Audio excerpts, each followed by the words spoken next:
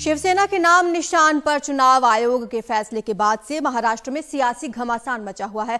उद्धव ठाकरे का गुट लगातार शिंदे गुट पर हमलावर है और चुनाव आयोग के फैसले पर सवाल उठा रहा है। उद्धव गुट आज इस फैसले के खिलाफ सुप्रीम कोर्ट भी जा रहा है।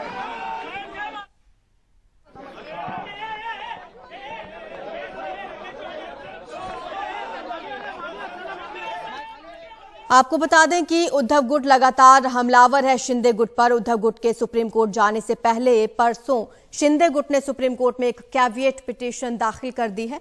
इसके जरिए अपील ये की गई है कि अगर उद्धव गुट चुनाव आयोग के फैसले को चुनौती देता है तो कोर्ट एक पक्षीय सुनवाई कर कोई आदेश पारित ना करे, इससे पहले शिंदे गुट का पक्ष सुना जाए।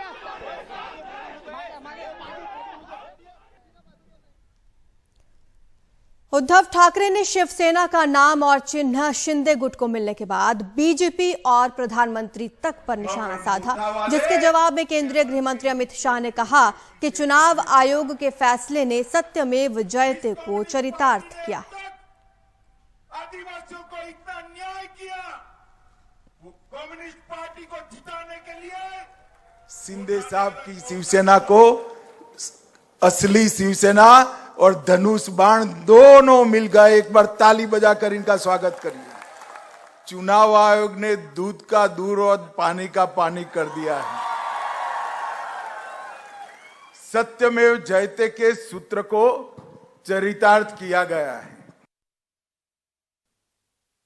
किसी की तरह सत्ता प्राप्त करने के लिए पिताजी के सिद्धांतों, पार्टी के सिद्धांतों और पार्टी के कार्यकर्ता को धोखा देकर मुख्यमंत्री बनने के लिए हम नहीं आए। हमारी छोड़िए, इन्होंने बाला साहब की विचारधारा और शिव सैनिकों के साथ भी धोखा किया था। तो आपने देखा कि किस तरह से अमित शाह ने उद्धव ठाकरे गुट पर हमला बोला है। आपको बता दें कि शिंदे गुट को शिवसेना का नाम और निशान मिलने के बाद उद्धव गुट में सियासी घमासान मचा हुआ है।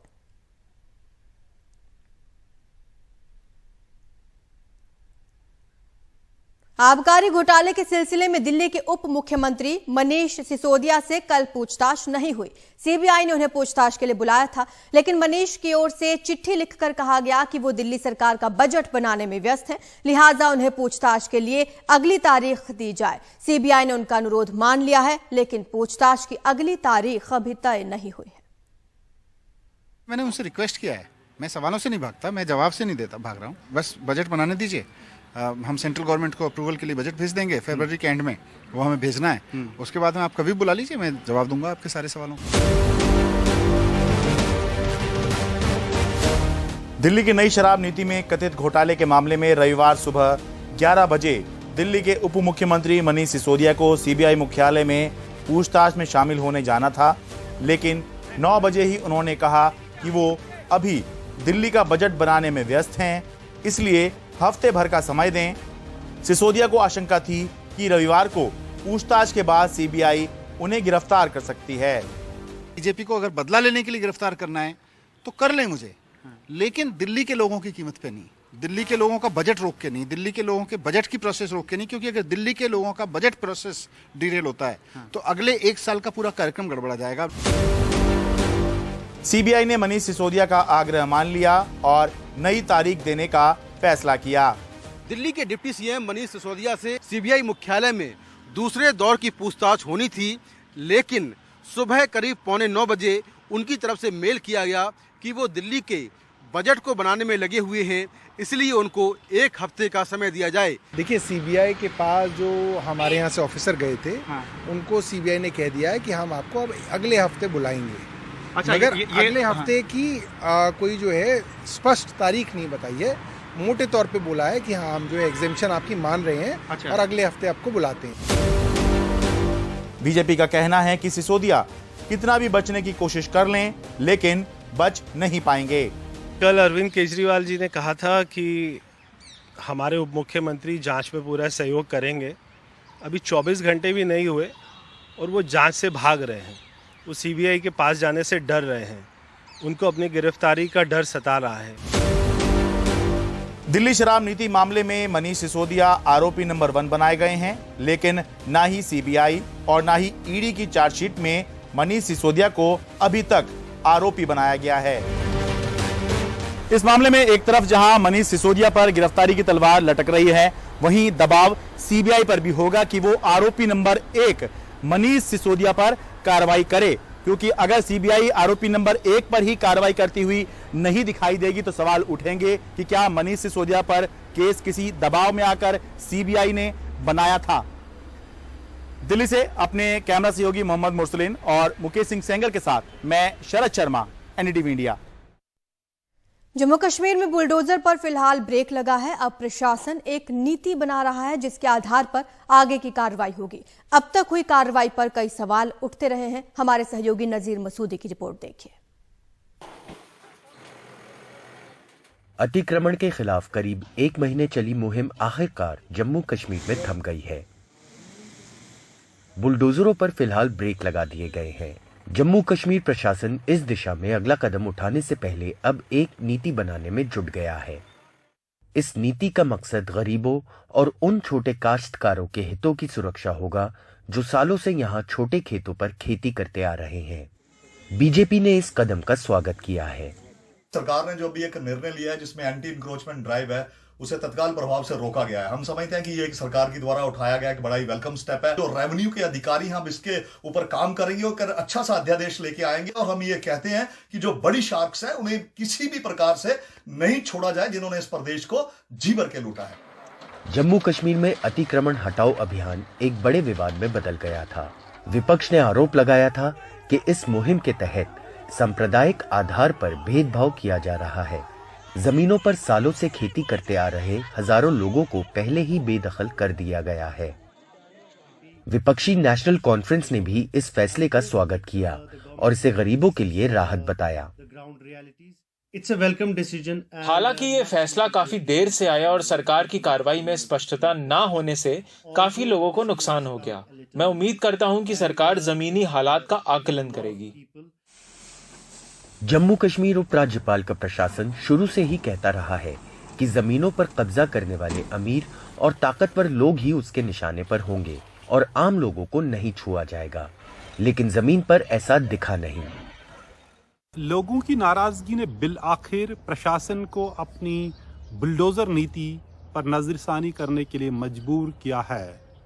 प्रशासन का कहना है कि एक नई पॉलिसी सामने लाई जा रही है और जब तक वो पॉलिसी सामने नहीं लाई जाएगी तब तक बुलडोजर और एंटी एनक्रोचमेंट ड्राइव को आगे नहीं बढ़ाया जाएगा। श्रीनगर से नजीर मसूदी, एनडीटीवी इंडिया के लिए। केरल की 17 साल की एक लड़की देवानंदा देश में सबसे युवा लाइव ऑर्गन डोनर बन गई है। इस लड़की ने अपने पिता को अपने लिवर का एक हिस्सा दान किया है। उसके पिता लिवर के रोग से पीड़ित थे और सिर्फ लिवर ट्रांसप्लांट उनके लिए एक उम्मीद बचा था। उनकी बेटी देवानंदा की उम्र अंगदान के लिए तय उम्र से कम थी, लेकिन अदालत ने इस मामले में बच्ची को अंगदान की छूट दे दी।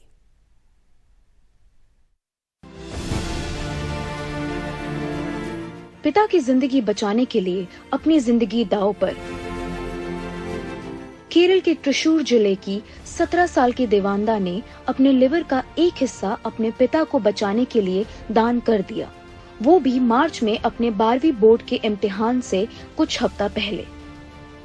लिवर डोनर्स ने अन्वेषित कई परिवार संघर्ष कर रहे हैं, लिवर डोनर का इंतजार कर रहे हैं। डोनर के बिना अगर एक शख्स की मौत होती है तो पूरा परिवार तबाह हो जाता है। ऐसे मामलों में और अधिक जागरूकता और प्रोत्साहन की जरूरत है। मुझे खुशी है कि मैं अपने पिता की जान बचा सकी। सर्जरी के एक हफ्ते बाद देवानंदा काफी तेजी से ठीक हो रही है। इस लड़की को अंगदान की इजाजत के लिए कोर्ट जाना पड़ा। 1994 का ह्यूमन ऑर्गन ट्रांसप्लांट एक्ट 18 साल से कम उम्र के लोगों को अंगदान की इजाजत नहीं देता, लेकिन देवानंदा के इस कदम ने एक नई उम्मीद जगा दी है। देवानंदा डिस्चार्ज हो रही हैं, अच्छा महसूस कर रही हैं, प्रतीश भी बेहतर महसूस कर रहे हैं।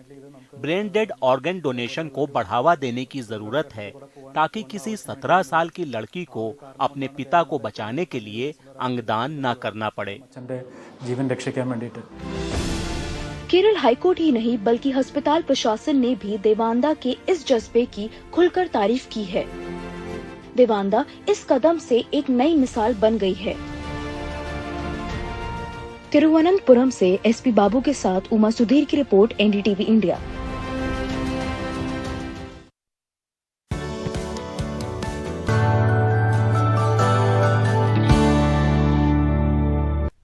दिल्ली में केंद्रीय जनजातीय मंत्रालय का आदि महोत्सव मना रहा है। कई क्षेत्रों से आए जनजातीय समाज के लोग अपनी विभिन्न कलाकृतियों को मेजर ध्यानचंद स्टेडियम में प्रस्तुत कर रहे हैं। देखिए शुभांगी की रिपोर्ट।